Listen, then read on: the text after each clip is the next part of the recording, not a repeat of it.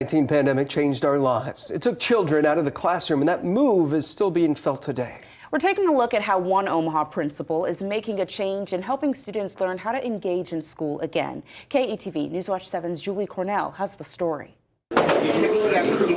Biology class never sounded so chatty. You're watching a new approach to undoing the fallout from disrupted academics and COVID social distancing, encouraging face-to-face conversations in school. We're trying to get kids to talk more. While academics remain the core goal at Bryan High, the way students learn is evolving.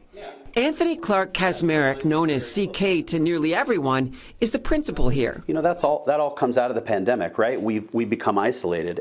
We saw it in their hoods up. We saw it with their faces down. We saw it with their masks covering their face. Post-pandemic, CK made a bold move. We removed cell phones from the classrooms to try to help students learn how to talk to each other again, to try to help students learn how to engage academically with one another.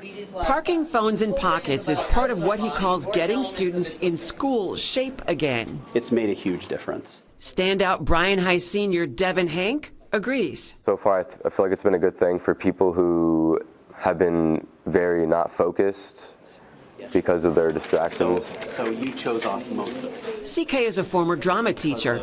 The education veteran embraces a teaching strategy to encourage engagement at every turn. We're currently working in the building on a strategy called Talk, Read, Talk, Write. Something as natural as human interaction is now taught as a skill. They had to relearn how to sit with students in a room together, how to engage with those students, how to have social relationships. Hank sees changes in himself post-COVID. I feel like it made me more introverted because, once again, I was stuck inside for the majority of the time, and all I had to communicate with was social media.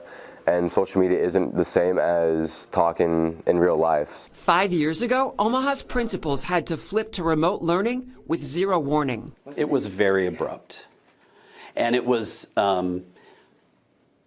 something that you thought, okay, we're going to do this for a few days, and then it felt like just an extended snow day. He remembers the mad dash to make remote learning a reality. We had these Hy-Vee bags that we had put all of the student resources in those bags, and they're lined up in the hallway by grade level. And while iPad learning served as a stopgap, CK says it's no replacement for in-person learning. That education is like a utility.